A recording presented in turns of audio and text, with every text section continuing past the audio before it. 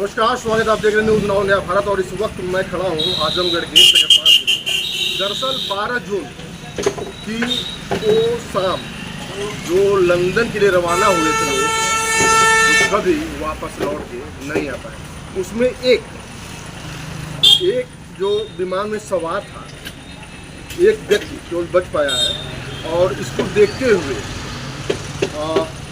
तकनीकी खराबी से तमाम जो विमान है, अभी जो आज दैनिक जागरण हम इसमें पढ़ रहे हैं और इसमें जो अभी आई है तकनीकी खराबी के चलते भारत आ रहे 2 ड्रीमलाइनर लौट आए हैं। यानी कि वो कहाँ से, तो हांगकांग दिल्ली आने वाले एयर इंडिया के बोइंग जो 787 ड्रीमलाइनर विमान ये हांगकांग से लौट रहा था, लेकिन तकनीकी खराबी की वजह से इसे रोक दिया गया। फिर से लोग नहीं चाहते हैं कि कोई इतनी बड़ी क्षति हो जिससे देश परेशान हो या फिर अपने लोगों को खोए। और अगर हम बात करें आजमगढ़ की खबर की, तो शहर के विकास को बनेगा 20 वर्षों का मास्टर प्लान। ये मास्टर प्लान बनाने की भी तैयारी है और जो दीवार गिर जा रही है, वाहन के धक्के से जो मजदूर की मौत हुई है, सड़क हादसे हो रहे हैं, ये तो हादसों के लिए तमाम आप देखते होंगे प्रशासन से लेकर के आरटीओ तक ये जागरूकता अभियान चलाते हैं, लेकिन उसका कोई सीधा फायदा लोगों तक पहुंच नहीं पा रहा है और लगातार लोग दुर्घटनाग्रस्त हो रहे हैं, जिसकी वजह से मौत के मुंह में जा रहे हैं और फिर दोबारा लौट नहीं पा रहे हैं। अगर लौट भी रहे हैं तो इस हालत में नहीं रहते हैं कि वो अपना नित्य कर्म कर पाए। फिलहाल अकबरपुर बस स्टेशन को मिला शिव बाबा धाम का नाम। आदित्यनाथ योगी जो सीएम भी हैं, मुखिया भी हैं, वो लगातार नाम बदलते रहते हैं। मुख्यमंत्री योगी आदित्यनाथ ने ऐतिहासिक शिव बाबा धाम में दर्शन पूजन के साथ ही अकबरपुर बस स्टेशन का नाम शिव बाबा धाम कर दिया है। आप जो भी लोग अकबरपुर जाते आते होंगे तो अकबरपुर बस जो रोडवेज है या बस स्टॉप है, अब उसका नाम बदल गया है। अब उसका नाम होगा शिव बाबा धाम। इसके साथ साथ पटाखा फैक्ट्री में भी आग लगी है। आप देख रहे होंगे कि किस तरीके से ईरान लगातार इजराइल पे हमले कर रहा है, किस तरीके से रूस यूक्रेन पे हमला कर रहा है। भारत भी एक छोटी झलकी दिखाया था और आतंकवाद के नाम पे उसने जितने भी ठिकाने थे आतंकियों के, उस पर रातों रात उसने हमला किया और जमींदोज कर दिया। जो नर्सरी या फिर जो पौधशाला आतंकियों की लगाई जा रही थी, उसको भी उसने बता दिया कि अब ये सब चलने वाला नहीं और भारत बर्दाश्त करने के मूड में भी नहीं है। फिलहाल वित्तीय मदद के बिना संभव नहीं था पहलगाम हमला। ये किसने और क्यों कहा है तो हम आपको बता दें। फाइनेंशियल एक्शन टास्क फोर्स ने आतंकी हमले के लिए पाकिस्तान की निंदा की है। कहा हमलों के जरिए आतंकवादी दुनिया भर में लोगों को मारते हैं और भय और डर का माहौल पैदा करते हैं। पाकिस्तान को निगरानी सूची में डाल सकता है FATF। इसके लिए भारत का हर संभव प्रयास जो है लगा हुआ है, जिससे उसके ऊपर निगरानी होगी।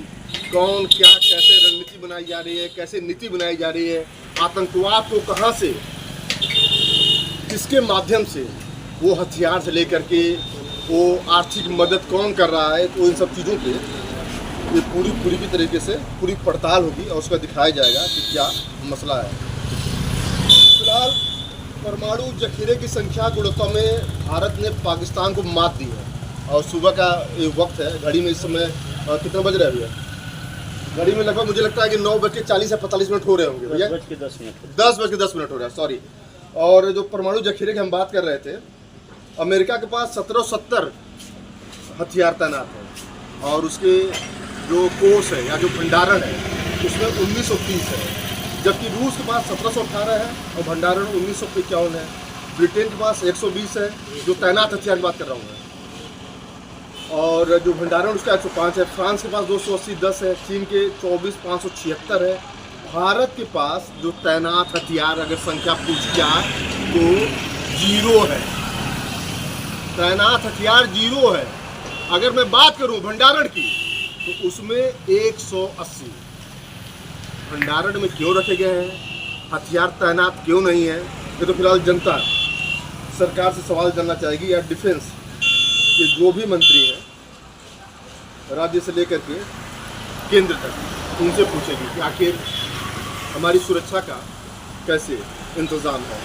फिलहाल खबरें तो और भी हैं, लेकिन वक्त की कमी है और मौसम भी थोड़ा सा आप देखे होंगे कि जिस तरीके से चिलचिलाती धूप थी, उमस थी, ह्यूमिडिटी थी।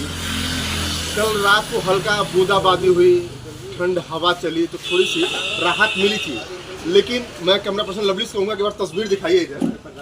अभी भी कहीं न कहीं लोग इस उमस से परेशान हैं और सुबह के 10 बज रहे हैं, घर से निकलना मुनासिब नहीं समझ रहे हैं, क्योंकि उन्हें भी कहीं कहीं परेशानी हो रही है और ये परेशानी ऐसी हो रही है जिसका अंदाज़ा लगाना मुश्किल है। और आईएमडी की हम बात करें तो आईएमडी कह रहा है कि टेम्परेचर लगातार बढ़ेंगे 40 से 42, 42 से 46, और नोएडा से लेकर के नरगटिया यानी बिहार तक पूरा तापमान ऐसे बना रहेगा। और किसानों के लिए राहत की खबर थी कि मानसून जल्दी आने वाला है, लेकिन दिख नहीं रहा है। और अभी धान का सीजन है, अभी लोग नर्सरी लगा रहे हैं धान की, अलग अलग खेतों में तैयारी हो रही है, और लेकिन कुछ राहत दिख नहीं रही है। और जो टेम्परेचर है, जो तापमान है, कहीं न कहीं बड़े से लेकर बुजुर्ग तक, जवान से लेकर किसान तक, और जितने भी लोग कामकाजी हैं, या स्कूल में टीचर हों, या कोचिंग पढ़ाते हों, या फिर अपने प्राइवेट जॉब में हों, या फिर अपनी दुकान चलाते हों, सभी लोग परेशान हैं। फिलहाल अपना ख्याल रखिए और बाहर तभी निकलिए जब कुछ ज़रूरी हो, क्योंकि इस बदलते मौसम में थोड़ी सावधानी आप भी बरतिए। तमाम खबरों के लिए देखते रहिए न्यूज़ नाउ। लवली सिंह और प्रवीण सिंह को दीजिए इजाज़त। नमस्कार।